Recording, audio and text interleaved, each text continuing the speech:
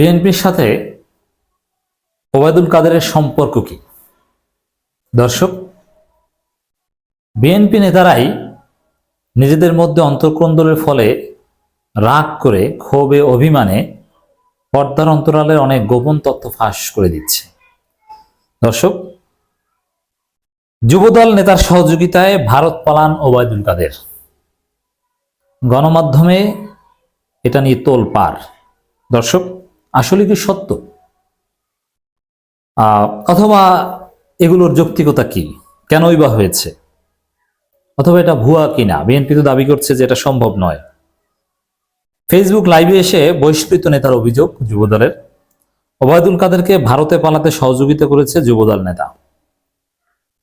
এটা নিয়ে তোলপাড়। দর্শক, ভিতরে কি আছে, কোন যুক্তিতে কি বলেছেন, এগুলোর চাইতে পাবলিক পারসেপশন অলরেডি ক্রিয়েট হয়ে গিয়েছে। জনগণ বিশ্বাস করে নিয়েছে খবরের ধরন দেখেই যে ওবায়দুল কাদেরকে ভারতে পালাতে সহযোগিতা করেছে বিএনপি নেতা। এটা সত্য হতে পারে কিনা এর আমি বলছি না, কারণ একজনের দাবি করলেই যে এটা সত্য হয়ে গেল তা না, কিন্তু এগুলো সত্য হওয়ার যথেষ্ট কারণ রয়েছে, সত্য হতে পারে, অসম্ভব নয়। বিএনপির লোকজন বলছে যে ওবায়দুল কাদের সেনাবাহিনীর হেফাজতে ছিলেন, তারপরে যশোরে ছিলেন, তারপরে যেভাবে হোক তিনি ভারত পালিয়েছেন। এর সাথে প্রশাসন এবং সরকার, সেনাবাহিনী এরা জড়িত। বিএনপি নেতার এত বড় ক্ষমতা নেই। বর্ডারে প্রশাসনের সিগন্যাল ছাড়া এটা সম্ভব নয়। এই যুক্তিটা কিন্তু জোরালো যুক্তি। এবার আসেন আমরা একটু ক্রস চেক করি। দর্শক, টাকার বিনিময়ে যারা 40 টাকা 50 টাকাও চাঁদাবাজি করে, যারা পাবলিক টয়লেট থেকে শুরু করে কবরস্থান থেকে চাঁদাবাজি করে, তাদেরকে যে টাকা পয়সা দিয়ে কেনা যায় এটা যে কেউ বোঝে। যেমন বিএনপির বড় বড় নেতাদের টাকা দিয়ে এসালম গ্রুপ কিনে নিয়েছে, এখন তারা এসালম গ্রুপের পক্ষে ইসলামী ব্যাংকের বিরুদ্ধে প্রোপাগান্ডা চালাচ্ছে। টাকা নিয়ে কেনা যায়। চরমনার এক নেতা একটা কথা বলেছেন যে বাংলাদেশের চাঁদাবাজি বন্ধ হয়ে গেলে আওয়ামী লীগ বিএনপির কর্মী খুঁজে পাওয়া যাবে না, আর দুর্নীতি বন্ধ হয়ে গেলে আওয়ামী লীগ বিএনপিতে নেতা খুঁজে পাওয়া যাবে না। টাকা পয়সা খাওয়াখাওয়ি বন্ধ হয়ে গেলে বিএনপির নেতা খুঁজে পাওয়া যাবে না, মানে টাকাই সব। অতএব ওবায়দুল কাদের কেন টাকার বিনিময়ে হাসিনাকে সহযোগিতা করাও বিএনপির পক্ষে সম্ভব। অতএব টাকা কথা বলে। এটা সহজে আপনারা একটু চিন্তা করেন। লোকাল কোন একটা জেলা শাখার যুব দলের যে কোনো একজন নেতা, তাকে যদি আপনি 10, 15, 50 কোটি টাকা, 100 কোটি টাকা দেন, তারপরে যদি খালেদা জিয়াকে হত্যা করতে বলেন, তাও সে রাজি হবে। আর ওবায়দুল কাদেরকে দেশ ছেড়ে পালাতে সহায়তা করাটা তো পানির মতো ব্যাপার। আপনি একটু চিন্তা করে দেখেন, এত টাকা সে এমপি মন্ত্রী হলেও কামাই করতে পারবে? পারবে না। অতএব এত টাকা পেয়ে তাকে বাংলাদেশ ছেড়ে দিতে বলেও সে ছেড়ে দিবে। এটাই human psychology, BNP psychology, Jubodal নেতা সাইকোলজি। যে 40 টাকা চাঁদা খায়, তার 100 কোটি টাকা দিলে ওবায়দুল কাদেরকে সহযোগিতা কেন করবে না? অবশ্যই করবে।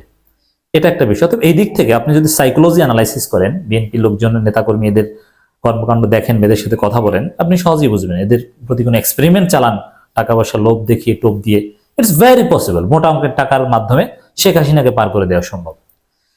এরপরে যে প্রশ্নটা আমাদের অ্যানালাইসিস করতে হবে এখানে, যে আসলে সম্ভব কিনা। বাংলাদেশের বর্ডার অতটা সুরক্ষিত নয়, এটা সবাই জানে। চোরাচালান অ্যাভেলেবেল ঘটনা। বাংলাদেশের সাথে ভারতের দীর্ঘ বর্ডার। এই দীর্ঘ বর্ডারের সব জায়গায় যে বাংলাদেশের বিজিবি দাঁড়িয়ে থাকে অস্ত্র নিয়ে, তা নয়। আবার হ্যাঁ, বর্ডার পার করতে সরকারের গ্রিন সিগন্যাল লাগে না। বিজিবিতে যারা চাকরি করে, সাপোজ যুবদল নেতা যদি 100 কোটি টাকা খায়, আর 10-15 জন বিজিবি কর্মকর্তা যারা একটা জায়গা নিয়ন্ত্রণের দায়িত্বে আছে, তাদের এক একজনকে যদি 1 লাখ টাকা করে 10 লাখ টাকা দেয়, তারা ওখানে চোখ বুজে ওবায়দুল কাদেরকে যেতে দিবে। এটা একেবারে সহজ। এতে সরকারের গ্রিন সিগন্যাল লাগে না, সেনাবাহিনীর সহায়তা লাগে না। এটা বাংলাদেশ। বাংলাদেশে আপনি মদের বোতল থেকে শুরু করে গরু সবকিছু চোরাচালান করতে পারেন। আবার ভারতীয় বিএসএফ ধরবে? তারা তো ধরবে না। তারা তো এমনিতেই, তারা ধরলে তো ওবায়দুল কাদেরকে অবৈধ অনুপ্রবেশের দায়ে গ্রেপ্তার করে জেলে পাঠানোর কথা। তারা তো তা করবে না। মানে ভারত সরকার বর্তমানে ভারতের আইনই মানে না, অবৈধ অনুপ্রবেশ আইন মানে না। তারা আওয়ামী লীগ নেতারা যেভাবেই পালিয়ে যেতে পারেন তাদেরকে আশ্রয় দেয়। যদি নাও দেয়, যদি ধরার ইচ্ছাও থাকতো, বিএসএফ কে যদি ওইরকম 10 জন বিএসএফ কে 10 লাখ টাকা দিলে কোনো ব্যাপার না। এটা ভেরি সিম্পল। আর ওবায়দুল কাদের যে টাকা কামিয়েছেন, তার পক্ষে বাংলাদেশ ছেড়ে ভারতে আশ্রয় নিতে 100 কোটি টাকা কেন, 1000 কোটি টাকা খরচ করতে তিনি একটু দ্বিধাবোধ করবেন না, যে জেলে থাকার চাইতে 1000 কোটি টাকা খরচ করি। আর 1000 কোটি টাকা দিয়ে আমি তো মনে করি যে বিএনপি স্থায়ী কমিটির সদস্যদেরকেও কিনে নেওয়া যায়। দুই একজন হয়তো বা হতে পারে যে টাকা পয়সা খাবেন না, কিন্তু বেশিরভাগকে কিনে নেওয়া যায়, এটা আমি জানি। হ্যাঁ, টাকা দিয়ে কেনা যায় না খালেদা জিয়াকে, এটা আমরা মনে প্রাণে বিশ্বাস করি। তারেক রহমানকেও টাকা দিয়ে কেনা যায় না, এটাও আমরা মনে প্রাণে বিশ্বাস করি, কিন্তু অন্য যে কাউকে কেনা যায়। অতএব যুবদল নেতার পক্ষে আমি বলছি না যে তিনি করেছেন, এটা তদন্ত হোক, সম্ভব। সাইকোলজি অ্যানালজি বলে যে এটা করতে পারে, আর বাস্তবতা বলে যে বাংলাদেশে যুবদল নেতা, যেহেতু যুবদল বিএনপি এরা এখন কার্যত থানা চালায়, এদের হুমকি ধমকে থানা কাঁপে, অতএব তাদের পক্ষে এটা সামাজিকভাবে তাদের পাওয়ার আছে, এরকম কাউকে পার করে দেয়, এটা একেবারে সম্ভব। এবং দেখেন না, দেশের বিভিন্ন জায়গায় আওয়ামী লীগ নেতারা টাকা পয়সা দিয়ে নিজের নাম মামলা থেকে প্রত্যাহার করে নেন বিএনপিকে, এবং মামলা বাণিজ্য করে বিএনপির লোকজন, এটা তো সরকারের পক্ষ থেকে অভিযোগ করা হয়েছে। অতএব এটা সম্ভব, এটা তদন্তের আহ্বান দেয়, আমি বলছি না যে এটা হচ্ছে। আর আরেকটা বিষয় দেখেন, যে আওয়ামী লীগ বিএনপির সাথে সম্পর্ক আছে এটা আমরা বুঝতে পারি, বা ওবায়দুল কাদেরের সাথে বিএনপির সম্পর্ক থাকতে পারে, কারণ মির্জা ফখরুল আওয়ামী লীগকে নিষিদ্ধ চান না, আওয়ামী লীগকে নির্বাচনে চান, এবং বিএনপি অফিসিয়ালি মনে করছে যে আওয়ামী লীগের রাজনীতি বাংলাদেশে না থাকলে বিএনপির রাজনীতি থাকে না। শেখ মুজিবের ছবি সরানোয় রিজবির কষ্ট লাগে, এবং এই যে নানান হিসাব নিকাশ বা আওয়ামী লীগ প্রশ্নে ছাত্রলীগ নিষিদ্ধ করেছে, এতেও বিএনপি কষ্ট পেয়েছে, প্রতিক্রিয়া দেখিয়েছে। এবং আওয়ামী লীগ বিএনপি এখন সেই ভারতীয় আওয়ামী ন্যারেটিভে রাজনীতি করে, মুক্তিযুদ্ধ ব্যবসা করে। অতএব আওয়ামী লীগের সাথে বা ওবায়দুল কাদেরের সাথে বিএনপির হাইকমান্ডের সম্পর্ক থাকাটা একেবারে স্বাভাবিক। বিএনপি তাদের রাজনৈতিক অস্তিত্ব টিকিয়ে রাখার জন্য আওয়ামী লীগের সাথে এতটুকু যোগাযোগ রাখতে পারে। এবং বিএনপি যেহেতু এখন ভারতের কথা চলে, তা ভারতের গ্রিন সিগন্যালে বিএনপির হাইকমান্ড এটা মেনে নিতে পারে, বা কিছু সম্পর্ক থাকতে পারে, এটা বিভিন্ন গুঞ্জন আছে। আওয়ামী লীগের অনেকে বলেছে যে আমরা বিএনপির সাথে ঐক্যবদ্ধভাবে ভোটাধিকার পুনরুদ্ধারের চেষ্টা করছি, অতএব এটা হতে পারে, যোগাযোগ থাকতে পারে। আওয়ামী লীগের সাধারণ সম্পাদক ওবায়দুল কাদেরকে ভারতে পালিয়ে যেতে সহযোগিতা করেছেন যশোর জেলা যুবদলের সাধারণ সম্পাদক আনসারুল হক রানা। এমন অভিযোগ করেছেন সংগঠনটির বহিষ্কৃত প্রচার সম্পাদক এসকেন্দার আলী জনি।